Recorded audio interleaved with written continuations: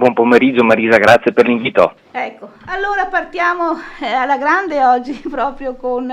Can Grande, appunto, con questo gioco appunto di parole, perché è stato un personaggio che pur nella vita breve, perché insomma 38 anni non sono tanti, ma insomma è arrivato all'apice, è arrivato al grande successo, è arrivato ad essere ricordato nella storia. Certo, assolutamente. Io partirei inquadrando il personaggio di Can Grande nella famiglia di appartenenza, gli Sì, Scaligeri, sì, evidentemente. sì. Scaligeri che hanno segnato non solo la storia di Verona, soprattutto la storia di Verona naturalmente, ma io direi anche la storia del Veneto e per qualche anno la storia di tutta l'Alta Italia, perché per diversi anni sotto Can Grande il riferimento numero uno dell'imperatore nel nord Italia era proprio lo Scaligero, Can Grande. Faccio solo riferimento, per esempio, se prendiamo la città di Milano, tanto per dire, tutti conosciamo il Teatro della Scala. Ecco, il Teatro della Scala fa proprio riferimento alla famiglia degli Scaligeri, perché ad un certo punto Mastino II, un signore scaligero che viene dopo Can Grande della Scala, sposa una carrarese padovana, Taddea di Carrara, e avranno diversi figli, avranno una figlia, questa regina della Scala o Beatrice della Scala, che andrà in sposa a un Visconti e, come tutti gli scaligeri particolarmente devota alla Madonna, fa edificare una chiesa, Santa Maria della Scala, come del resto ancora oggi ne sorge una a Verona, che poi verrà battuta nel 1700 e su quelle macerie sorgerà un teatro che poi verrà chiamato appunto il Teatro della Scala, che tutti ci ricordiamo. Ecco, questo per dire che gli scaligeri hanno lasciato l'impronta soprattutto a Verona, ma anche su un orizzonte un po' più ampio. Ecco, a Verona naturalmente li ricordano tutti in modo positivo, perché hanno governato per 110 anni, non erano pochi al tempo, magari possiamo anche dare le coordinate per capirci, dal 1277 fino al 1387, 110 anni tondi, che per il tempo erano una sorta di record, a dire il vero, perché furono molto poche le signorie in Italia che riuscirono a governare per un tempo così prolungato, perché facilmente per un motivo interno o esterno cadevano prima, e gli stessi contemporanei degli Scaligeri a un certo punto cominciarono a meravigliarsi sia della durevolezza di questa signoria e sia tutto sommato anche della fedeltà che i veronesi prima e un po' tutti i veneti poi dimostrarono nei confronti soprattutto diciamo di Can Grande durante il periodo di Can Grande, perché Can Grande, come giustamente diceva lei, quando giunge all'apice della sua carriera unifica tutto il Veneto ed è il primo, diciamo forse il secondo tentativo di unificazione politica del Veneto. Il primo tentativo fu effettuato da Ezzelino III da Romano. Ne avevamo già parlato in un'altra trasmissione, ricorderà senz'altro, e la memoria è un po' infausta, lo si ricorda come un tiranno sanguinario, forse è una memoria anche un po' troppo severa, però diciamo anche i contemporanei lo digerirono male, soprattutto a Padova lascia un ricordo tremendo. E invece è diverso il tentativo di Can Grande, entra in rotta di collisione con Padova, ci saranno 3 guerre, però poi in quel breve periodo in cui riesce a governare su Padova riesce, come dire, a far cambiare idea anche i padovani, perché concede ampissime libertà e tenta di unificare e tenta e riesce l'unificazione politica del Veneto, ma morirà poco dopo, e quindi un tentativo che nasce abortito. E poi il terzo e ultimo tentativo sarà quello della Serenissima nel 1405, che darà definitiva unità politica al Veneto. Ecco, questo un po' per inquadrare il personaggio. Can Grande diciamo che nasce sembra essere un predestinato, nasce nel 1291, anno più, anno meno, perché non siamo sicuri, e sembra un predestinato, ricorda un pochino, ne avevamo parlato, ricorda un po' la figura di Bartolomeo Colleoni, sono quei personaggi che nascono per combattere, dei soldati nati e anche con spiccate doti politiche, però non sono solo dei bruti sanguinari, sanno, come dire, armonizzare l'accortezza e la lungimiranza politica con il fatto d'arme, perché come anche dicevamo per il nostro Bartolomeo, anche Can Grande nasce con una serie di caratteristiche fisiche e per così dire caratteriali che sembravano farne un principe predestinato. Aveva una muscolatura molto imponente, spalle larghe e un torace ampio, Però questo lo sappiamo perché è stata resumata la salma, abbiamo diverse sculture, un viso grazioso, un modo di fare accattivante, facilità di parola, un bel carattere, magnanimo, liberale, in genere lo ricordano così le fonti, per cui aveva un po' tutte quelle caratteristiche che gli consentivano di essere vittorioso in battaglia, di essere carismatico con i suoi soldati, perché lui non era uno di quelli che diceva armiamoci e partita, era sempre in prima linea, ha sempre rischiato molto del suo, subito anche diverse ferite, poi se l'è sempre cavata, e tanto era carismatico in battaglia, tanto era amato generalmente a corte e nei salotti buoni. Non a caso, magari dopo ci torneremo su questa cosa, anche Dante, e parliamo di Dante, non dell'ultimo arrivato, deciderà di trasferirsi a Verona proprio perché Cangrande nel 1311-1312 diventa il signore di Verona e Dante a Verona si sentiva a casa, ma proprio perché c'era Cangrande, perché era già passato da Verona prima, ma poi se n'era anche andato, perché con il signore precedente Alboino non andava d'accordo, con Cangrande era un'altra cosa, e proprio a Verona divulga e produce buona parte della sua Divina Commedia. Ricordiamo, non per niente, che il Paradiso, quindi l'ultima parte della Divina Commedia, è dedicata proprio al signore di Verona, Cangrande della Scala. Ecco, ed è proprio Dante, tra l'altro, che ricorda nella Divina Commedia come Cangrande sembrasse essere un predestinato anche in senso astrologico, cioè nasce col favore delle stelle. Questa è una cosa molto curiosa, perché sappiamo che nel Medioevo l'astrologia era molto diffusa a tutti i livelli, e per esempio prima di dare battaglia spesso e volentieri i signori, gli imperatori consultavano gli astrologi, se fosse stato quello un giorno Fausto o infausto. Prima di fondare una città si consultavano gli astrologi, ma era pane quotidiano, non lo facevano una sparuta minoranza. E addirittura pensi che spesso e volentieri prima di concepire un figlio anche lì si consultavano.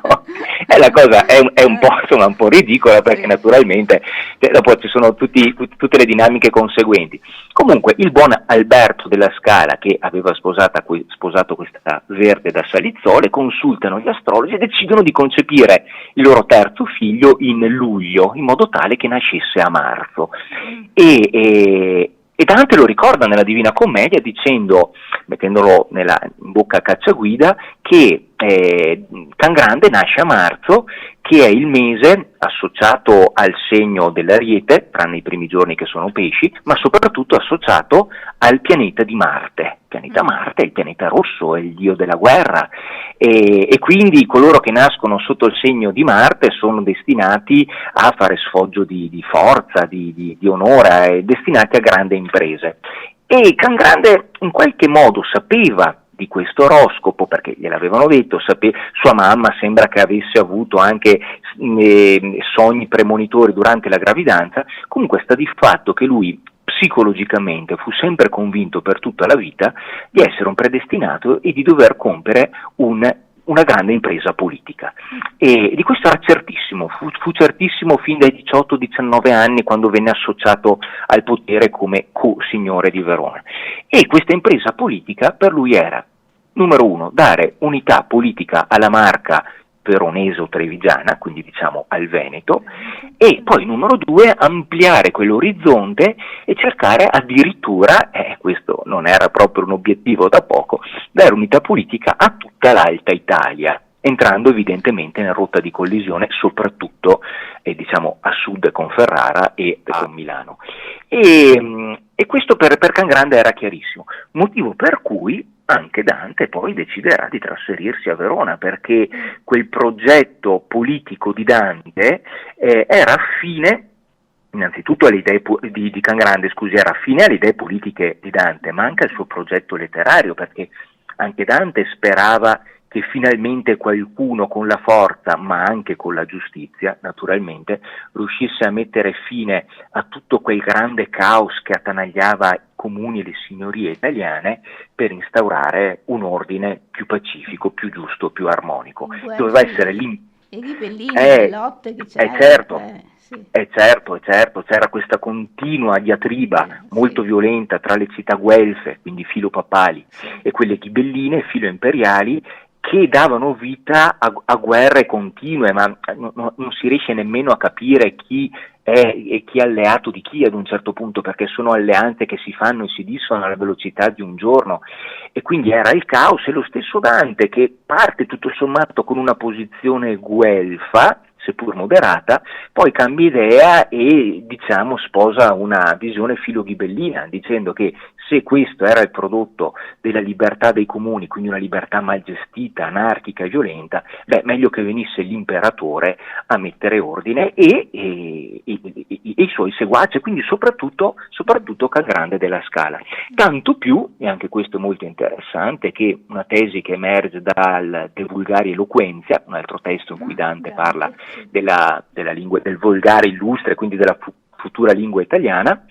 riuscire a unificare politicamente tutta l'Italia significava anche porre le condizioni idonee per introdurre la nuova lingua, il volgare illustre, quello che auspicava Dante, e viceversa, introdurre una lingua unica per tutta l'Alta Italia significava fortificare la realtà politica, cementarla in qualche modo. Per cui le idee politiche e linguistiche di Dante si intrecciavano perfettamente con quelle di Cangrande, e tra i due nacque un'amicizia straordinaria. Abbiamo delle pagine bellissime, tanto che poi, ripeto, Dante gli dedicherà addirittura il Paradiso. Sì, una cosa straordinaria, addirittura nella famosa epistola 13ª, in cui, scritta da Dante per Cangrande, ci dice questa cosa bellissima. Dice Dante: io voglio chiamarla amico, messer, fa riferimento a Cangrande, ben sapendo che noi non siamo dello stesso livello sociale, siamo impari, lei è signore e io non sono signore, ma dice, visto che nel Vangelo stesso Dio non ha temuto di chiamare amici e di farsi amici gli uomini, che evidentemente sono a livello inferiore, penso che neanche lei abbia, possa recepire malamente questa mia volontà di chiamarla amico, ed effettivamente poteva farlo tranquillamente, sedeva a tavola con Cangrande, e nasce un'amicizia bellissima. Certo. Ecco, allora, questo uomo che predestinato, come giustamente ha detto lei, che ha avuto la capacità, appunto, Verona era ancora comune, passa a signoria. Ecco, dal lato politico, lo vediamo un po' dal lato politico, Alberto. Certo, e allora il passaggio della signoria nasce, Verona diventa signoria prima di Cangrande, con il padre Alberto I nel 1277. Alberto ebbe 3 figli, uno fu Bartolomeo. Tra l'altro Bartolomeo è il primo che accolse Dante a Verona, ed è anche quel principe scaligero sotto il quale Shakespeare ambienta Romeo e Giulietta, tra parentesi, per cui Bartolomeo lo ricordiamo poco, però da un punto di vista letterario è stato fortunato perché ha incrociato 2 grandi geni, Dante e Shakespeare. Ecco, Bartolomeo il primo figlio, Alboino il secondo figlio, e poi abbiamo avuto appunto Cangrande, il terzo figlio, quello più grande, quello più noto, quello che effettivamente tradusse Verona da una semplice città di mercanti e contadini, faceva Verona 30-35 mila abitanti al tempo, alla capitale di un grande stato regionale, appunto quello del Veneto. Ecco, questo percorso si avvalse anche delle capacità politiche di Cangrande, che nel 1311, quindi aveva 20 anni, perché nasce nel 1291, nel 1311 rimane unico signore di Verona, perché il fratello muore di malattia, e quindi a 20 anni si trova ad ereditare questa città,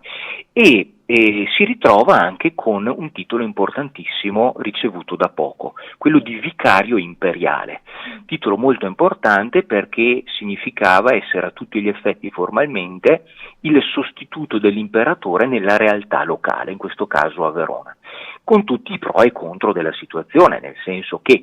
chi otteneva questo prestigioso titolo, quello di vicario, naturalmente legittimava il proprio potere sulla città, era un titolo ambitissimo, e in caso di necessità si poteva anche chiedere l'aiuto delle forze imperiali, se l'imperatore ne aveva, perché spesso e volentieri l'imperatore era messo peggio dei suoi vicari, però viceversa, appunto, quando l'imperatore chiedeva aiuto, i vari vicari dovevano mandare un gruppo di uomini armati in soccorso e ogni anno sborsarono un certo quantitativo di denaro, per cui il rapporto, diciamo, era bidirezionale, no? Era reciproco. Ecco, in qualità di vicario di Verona, Cangrande che cosa fa? Innanzitutto riesce a prendere possesso sulla città di Vicenza. Vicenza è la prima linea espansionistica di Verona, siamo nel 1311, appena appunto Cangrande prende il potere, perché Vicenza era da circa 50 anni che era sotto il dominio di Padova. E anche Padova in linea teorica avrebbe dovuto introdurre un vicario e quindi sottoporsi all'autorità dell'imperatore, che in quel momento era Enrico VII, a volte chiamato anche Arrigo VII, perché Dante nella Divina Commedia lo chiama Arrigo VII, gli storici lo chiamano Enrico VII, ma parliamo della stessa persona. La stessa persona, a volte si fa confusione, ma è sempre lui.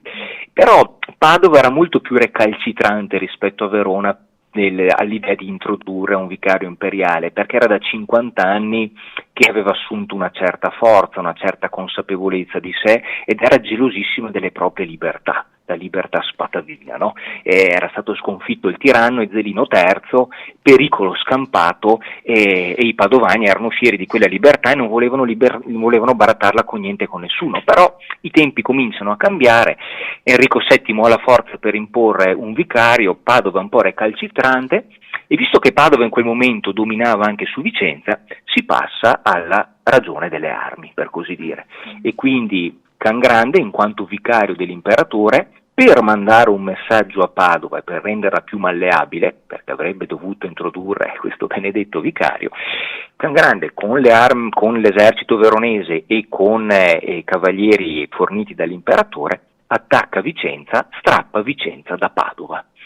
E quindi, diciamo così, le conferisce un certo grado di autonomia, ma nel giro di pochi mesi Cangrande, oltre ad essere vicario di Verona, otterrà anche, come era ovvio che se capitasse, otterrà anche il titolo di vicario di Vicenza.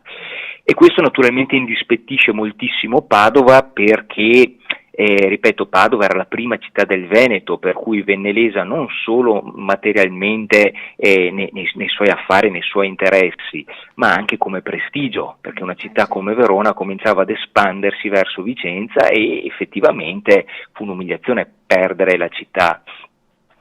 vicentina per Padova. E allora ci si prepara alla guerra. Padova capiscono che non tira buona aria, che Cangrande non si sarebbe fermato a Vicenza e ci si prepara alla guerra. E scoppia una guerra, e ce ne saranno 3 di guerre tra Verona e Padova. Questo proprio a testimonianza del fatto che erano le 2 città più forti e che c'era un certo equilibrio. Padova era più forte di Verona inizialmente, però infatti ci vollero 3 guerre per avere ragione di Padova. E fu una guerra questa che scoppia nel 1312, dura 2 anni, una guerra in cui Cangrande era ancora consapevole dell'inferiorità di Verona, perché Verona era meno ricca, aveva meno soldi, anche culturalmente era più povera, perché ricordiamoci che Padova aveva un'università straordinaria, Giotto in quegli anni aveva appena finito di affrescare la cappella degli Scrovegni, nel giro di pochi anni avrebbe anche lavorato nel Palazzo della Ragione, per cui Padova era una città da sicuramente trattare con le molle. Cangrande ne era consapevole, pur essendo vicario imperiale e pur potendo avvantaggiarsi delle forze dell'imperatore, tanto che inizialmente non osa affrontare i padovani in campo aperto, e quindi questa guerra, diciamo, si consuma più che altro alle spese del contado, che era un modo tipico di fare la guerra nel Medioevo, in genere chiamato la cavalcata, viene proprio formalizzato così, cioè gli eserciti che tendono a non scontrarsi frontalmente perché ciascuno temeva di poter perdere lo scontro, e perdere uno scontro frontale significa poi perdere la guerra, e quindi ci si accaniva sul contado e sostanzialmente sui poveri contadini, sui villani, e quindi la distruzione del raccolto, veniva razziato il bestiame, venivano incendiate le case, venivano sottratti i contadini, a volte maltrattati, a volte anche uccisi. Insomma, a farne le spese fu soprattutto il contado di Vicenza, perché si trova proprio a metà strada tra Verona e Padova. Pensi, una cosa interessante che capita durante questa prima guerra fu il fatto che ad un certo punto veronesi e vicentini decidono di interrompere il flusso delle acque del Bacchiglione. Noi sappiamo che Padova è, diciamo così, incastrata tra due fiumi, diciamo così, a nord scorre il Brenta e poco più a sud scorre il Bacchiglione. Il Bacchiglione era molto importante perché forniva appunto l'apporto idrico alla città, e veronesi e vicentini bloccano le acque all'altezza di Vicenza, di Longare, diciamo, e per cui a Padova non arriva più acqua. E questo è gravissimo, naturalmente i padovani si mettono subito in marcia, ci sono una serie di battaglie, qualcuna la vincono, qualcuna la perdono, alla fine non riescono a recuperare il controllo sulle acque. E allora cosa fanno? E allora decidono di deviare in parte il corso del Brenta, che corre un pochino più a nord di Padova, e creano la Brentella, quella che esiste ancora oggi, che è questo piccolo fiumiciattolo, diciamo, che a un certo punto si stacca dal Brenta, da cui appunto Brentella, e circumnaviga Padova a ovest e va a confluire nel Bacchiglione a sud. Letto del Bacchiglione che in quel momento era secco perché appunto le acque erano state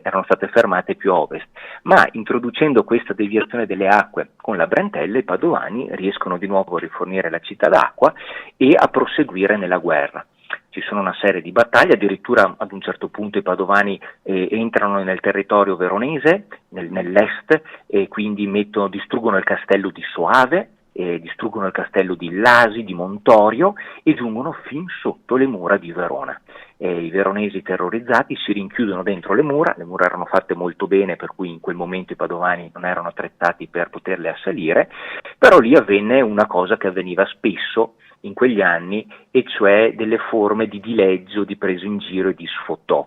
Quindi l'esercito nemico, in questo caso padovano, che staziona sotto le mura di Verona, naturalmente a debita distanza rispetto al tiro delle frecce, quello è ovvio, e canzonando i veronesi perché non avevano il coraggio di uscire e di dare battaglia in campo aperto. Poi però l'assedio viene tolto perché non avevano i mezzi per prolungarlo, i soldati ritornano a Padova, la guerra prosegue e alla fine c'è uno scontro finale a Vicenza, a Borgo San Pietro, questo sì uno scontro frontale tra i due eserciti, in cui vincono i veronesi però. E i padovani si ritirano, addirittura vengono incalzati dai veronesi e temono addirittura per Padova, perché a quel punto lì nella rotta generale sembrava che i veronesi potessero avanzare fino a Padova per prendere la città, però ormai era il settembre del 1314, si cominciava a entrare nell'autunno, cominciava a piovere, le strade erano poco praticabili. Cangrande, che fu sempre anche molto accorto e molto prudente come uomo di Stato, come politico, ma anche come capitano in campo, ordina ai propri uomini di fermarsi, di ritornare a Verona e di firmare la pace. Una pace che in quel momento fa tornare le due città, Verona e Padova, allo status quo originario, per cui da un certo punto di vista, da un punto di vista territoriale non servì a nulla quella guerra, però da un punto di vista politico mandava un segnale molto importante, e cioè Padova, che nei 50 anni precedenti era perfettamente consapevole di essere la città più forte, più prestigiosa del Veneto, comincia a porsi qualche domanda, perché si rende conto che là più a ovest sta sorgendo una signoria, una forza politica, quella di Cangrande, con cui bisognava necessariamente fare i conti. Ecco, questo scontro tra Verona e Padova poi si prolunga negli anni, fino a quando nel 1328, e quindi proprio l'anno prima della morte di Cangrande, Padova era dilaniata dai contrasti interni. Questo fu il grande tallone d'Achille di Padova. Verona era molto più compatta in termini di opinione pubblica e di adesione al potere signorile, mentre Padova, non essendo ancora una signoria in quel momento, essendo un comune e quindi garantendo, diciamo, tutte le libertà del caso, era anche molto più afflitta da contrasti, da tensioni, esuli contro esuli, famiglie che se ne andavano, che tramavano per tornare, che si mettevano d'accordo per esempio con Cangrande ma anche con altri signori per ritornare in forza, per rovesciare il governo, e insomma una Padova che frammentatissima al proprio interno, è rimasta priva anche degli alleati esterni, in quel caso lì, tra l'altro, anche l'imperatore che per quei giochi stranissimi del Medioevo, in quel momento, nel 1328, proteggeva più Padova che Verona, seppur Cangrande fosse il vicario imperiale, ma sono cose che succedevano abbastanza di frequente nel caos politico totale di quel momento. Insomma, Padova, frammentata e rimasta senza alleati, nel 1328 si cede a Verona e Cangrande può fare il suo ingresso trionfale in città, sempre con estrema intelligenza, però non come fece Zelino, che si fece odiare, in un modo o nell'altro si fece odiare. Cangrande entra in città, non si vendica, non ci sono spargimenti di sangue, rifiuta una colletta di denaro sonante che i padovani avevano fatto per accogliere il nuovo signore di Verona e sperare di ingraziarselo, ma Cangrande rifiuta, e addirittura quando gli venne porto il vessillo del comune di Padova in segno di sottomissione, Cangrande lo declina e lo conferisce a Marsilio da Carrara, sostanzialmente rendendo Marsilio da Carrara e poi i suoi discendenti vicari di Cangrande. Quindi Verona restava egemone su Padova, ma Cangrande ebbe l'intelligenza politica di concedere tutte le autonomie politiche ed economiche possibili. Quindi naturalmente in caso di necessità Padova avrebbe dovuto rispondere a Verona, ma giusto per fare un esempio, l'economia padovana era strettamente legata, per motivi geografici evidentemente, a quella di Venezia, e da Venezia arrivavano ricchezze a profusione, oro, argento, spezie, profumi, qualsiasi cosa. Ecco, il modello economico di Padova entrava in contraddizione spesso con quello di Verona, però Cangrande ebbe l'intelligenza di non interferire su quella prassi economica, perché naturalmente ciò avrebbe non solo indispettito i padovani, che si sarebbero ritrovati impoveriti, ma avrebbe indispettito anche Venezia, che era il classico can che dorme, che è meglio non svegliare, la grande potenza. E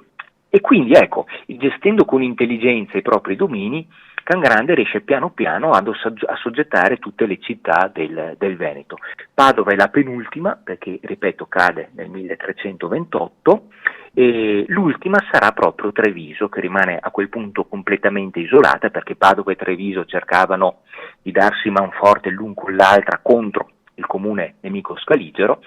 Anche Treviso cade l'anno dopo, nel 1329, e cade, diciamo, un po' come Padova, senza colpo ferire, nel senso che Cangrande, per i motivi di cui sopra, cercava di limitare quando possibile al massimo lo spargimento di sangue, per cui organizza un grande esercito, si avvicina a Treviso, distrugge il contado, quello sì, però insomma a un certo punto è meglio distruggere un raccolto piuttosto che eliminare delle persone. Ecco.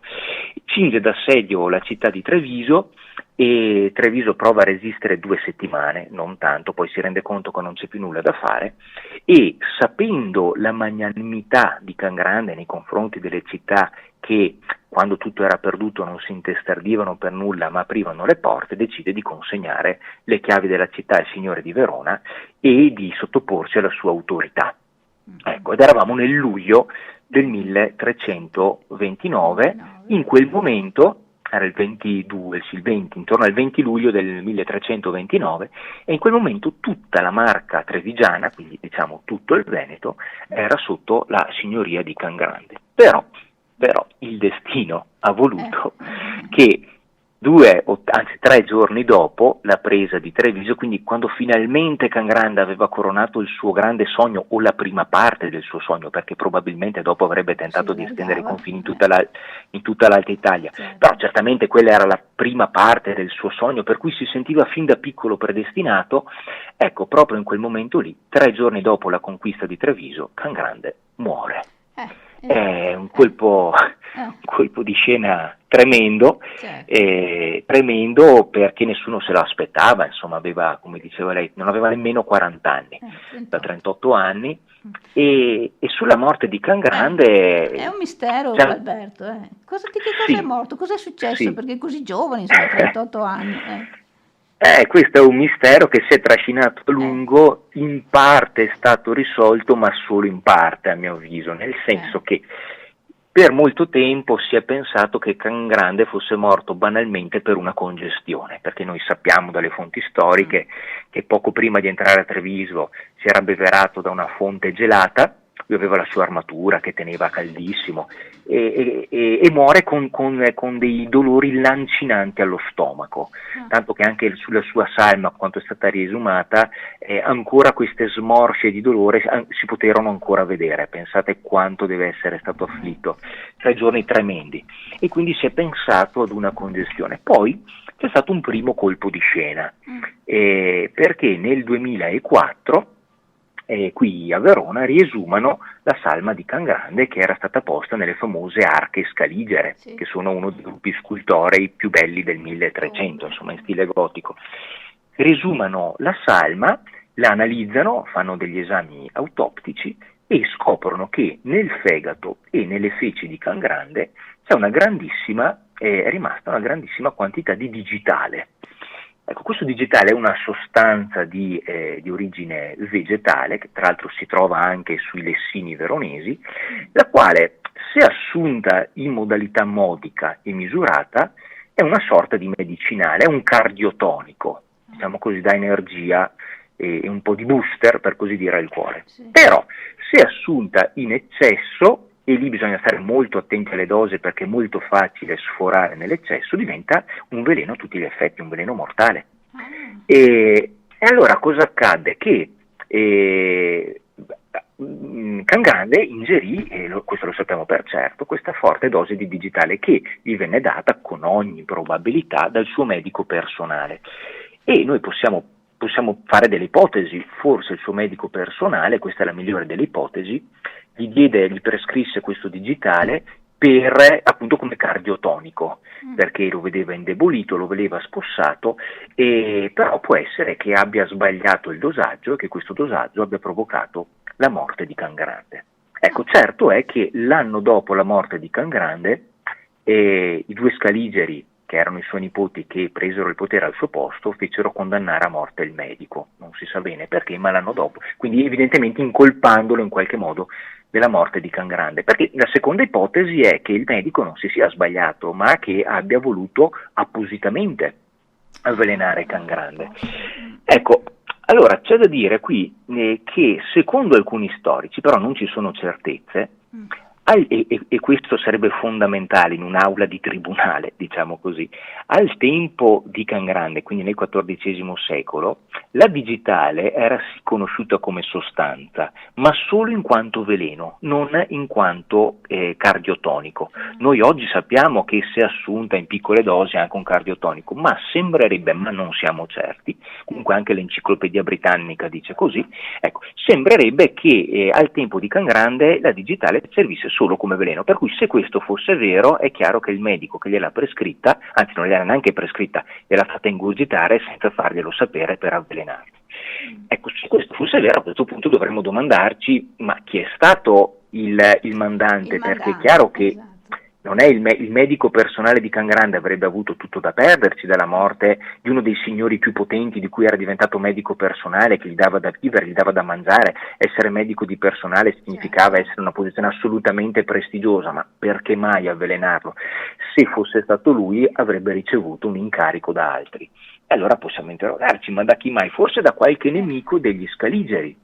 Però lo si esclude, perché morto Cangrande sui confini esterni dello Stato scaligero non succede nulla, non ci sono tentativi di invasione, non ci sono colpi di Stato, calma piatta. Quindi se fosse stato un mandante qualcosa sarebbe successo, invece non succede nulla. Se ci fosse stato un mandante esterno probabilmente il medico sarebbe scappato poi, perché dopo è chiaro che sarebbe stato uno dei primi sospettati, e invece rimane a Verona.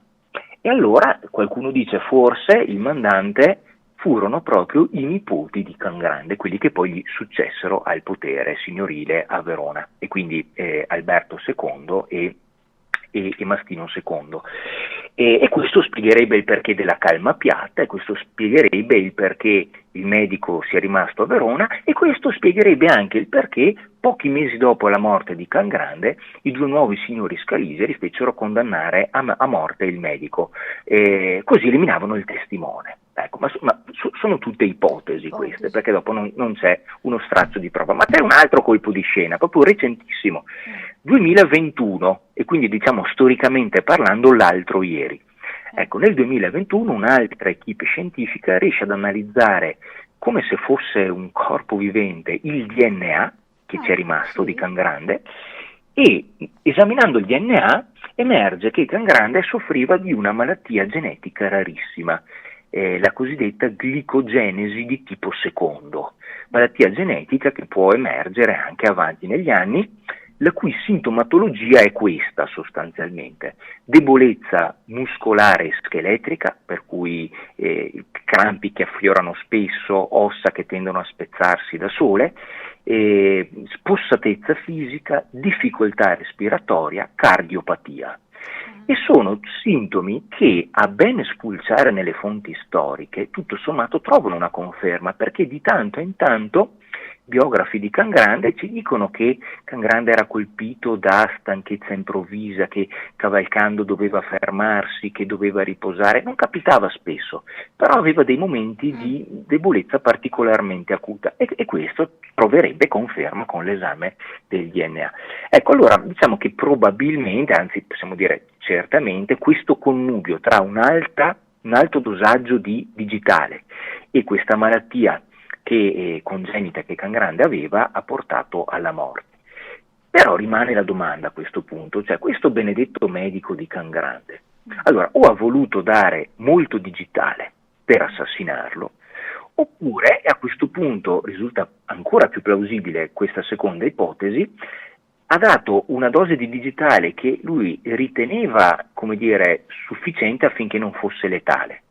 ammettendo che al tempo conoscessero la digitale come medicinale. Ripeto, su questo c'è un punto interrogativo, ma ammettiamo che la conoscessero.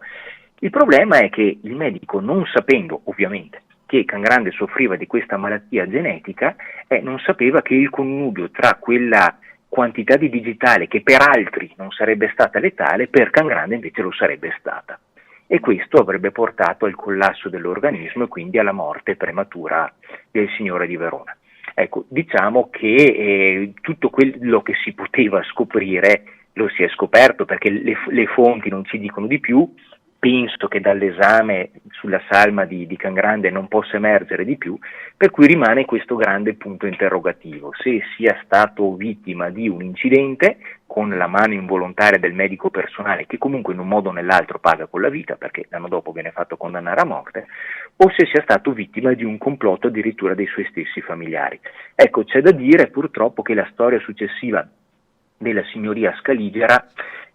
non brilla proprio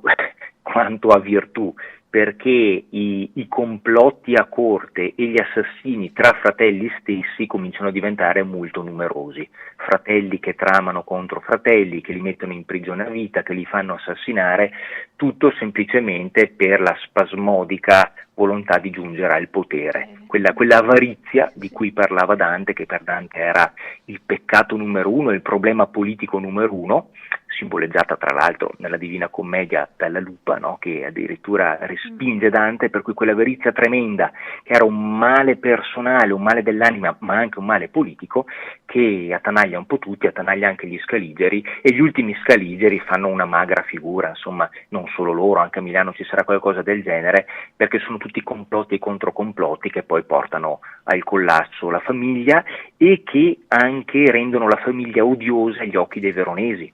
Mentre con Cangrande i veronesi gli si strinsero attorno, ma anche ma un po' tutti, anche i padovani, cominciano a considerarlo addirittura amico e padre. Ci sono delle fonti storiche in cui i nemici giurati di Cangrande dopo qualche mese cambiano idea e lo descrivono con toni molto più lusinghieri. Ecco, quel clima politico cambia completamente, con una serie di complotti che poi contribuiranno al collasso della signoria scaligera nel 1387. Gli scaligeri subentreranno per poco tempo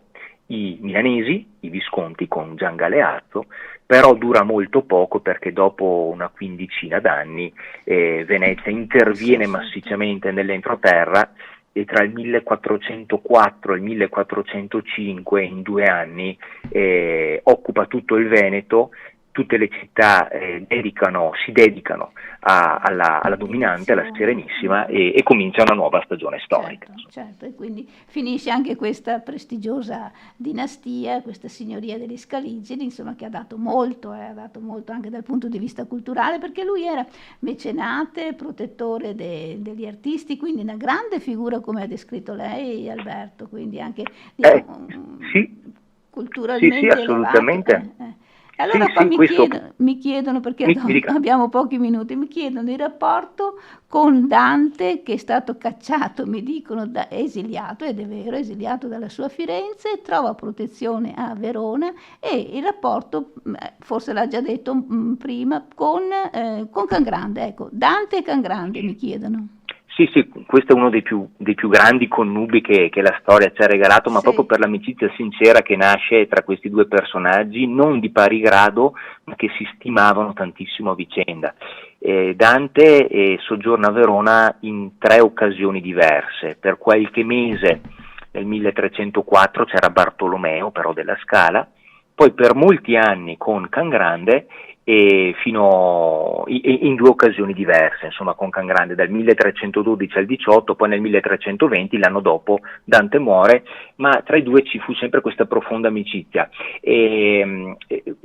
piace sempre raccontare un aneddoto che dice molto, secondo me, di questa amicizia, e cioè ad un certo punto siamo alla corte di Cangrande, sfarzosa, prestigiosa, è proprio in centro a Verona, dove c'è Piazza dei Signori, c'è ancora oggi questo palazzo di Cangrande, e lì si era soliti banchettare, perché quando Cangrande organizzava i pranzi li faceva in grande stile. Anche quello era un segno di signorilità e segno di autorità politica, per cui avevamo centinaia di invitati, c'erano queste tavolate da pranzo enormi sotto il loggiato nelle varie stanze, si mangiava, si beveva. Pensi che già al tempo apprezzavano molto il Valpolicella, che è il vino che si fa dalle parti di Verona. Adesso non penso che sia esattamente come quello che produciamo oggigiorno, ma comunque era apprezzato anche al tempo,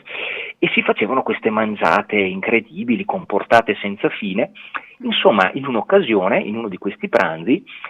Cangrande e Dante sono seduti l'uno di fronte all'altro. Già questo dice molto del rapporto, perché era una gara a sedersi il più vicino possibile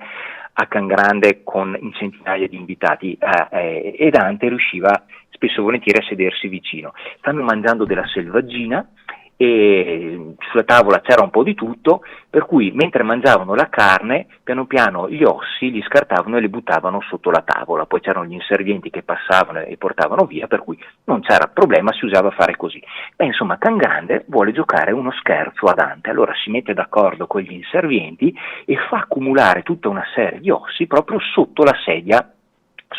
di Dante, e ad un certo punto, quando hanno accumulato un bel gruppetto di ossi, Cangrande gli fa la battuta, gioca il tiro mancino e gli dice il nostro poeta deve essere davvero un grande divoratore, mostrando tutte le ossa che c'erano sotto, come dire: guarda che mangione che sei, no, vergognati, sei una cosa, sei un pozzo senza fondo. Naturalmente il tono era cordiale, e Dante, che era Dante e al quale non mancava la prontezza di spirito e di risposta, evidentemente dà una risposta incredibile e velocissima sul momento, molto breve ma molto efficace e tagliente, e dice: così tanti ossi voi non vedreste, messer, cioè signore, così tanti ossi voi non vedreste, messer, se cane io fossi. Perché Cangrande era chiamato cane generalmente, che per noi è dispregiativo, ma al tempo no, era una cosa positiva, perché molte persone, c'erano Mastino, c'era Cangrande, c'erano i Castracani, i Pelacani, insomma il nome di cane girava ed era un nome prestigioso. Allora cosa dice Dante? È una risposta tremenda. Dice: voi signore non vedreste così tanti ossi sotto la mia panca, se io fossi cane come te, ma sotto la tua non ci sei perché sei un cane, ma nel senso dispregiativo in questo caso, cioè sei come un cane che ti divori tutti gli ossi. E allora una battuta di questo genere non è che potevano permettersela di farla tutti, perché stavamo parlando con il signore di Verona, che era uno dei personaggi più potenti dell'epoca. Cioè è come sedersi a tavola con i grandi potenti della terra oggigiorno e permettersi di fare certe battute, non tutti possono permettersi. Certo. E invece Dante aveva questa facilità di parola, questa ironia simpatica e questo rapporto molto confidenziale che gli consentiva anche di uscirsene con battute di questo tipo, ecco, che fanno sempre un po' sorridere gli storici che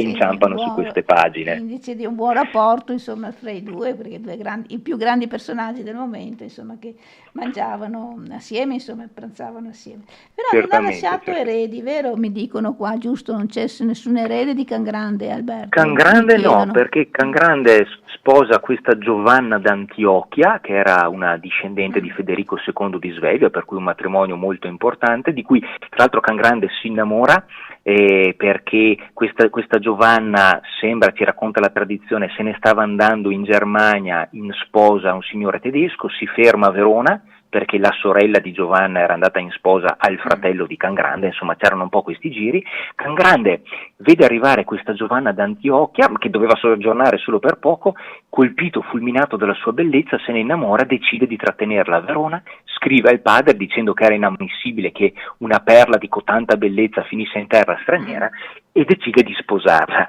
E però ci sarà anche un buon rapporto tra i due, e però Giovanna non gli darà mai degli eredi, per cui Cangrande ebbe dei figli, diversi figli, ma illegittimi, motivo per cui alla sua morte, come dicevo prima, nel 1329, non lasciando dei figli legittimi come eredi al potere signorile, gli succedono a Verona i due nipoti, di cui era zio, quindi i figli del fratello, i quali tra l'altro, che erano appunto Alberto II e Mastino II, che citavo prima, i quali non solo fanno condannare a morte il medico personale di Cangrande, ma fanno anche mettere in prigione due dei figli illegittimi di Cangrande, temendo dei colpi di capo, dei colpi di Stato, per metterli in condizione di non nuocere. Ecco, per cui no, non lasciò eredi diretti e presero il potere. Ecco, allora siamo proprio a 10 secondi, perché la pubblicità incombe, però è tiranna. Mamma mia, è stata una narrazione veramente interessante. Qua mi stanno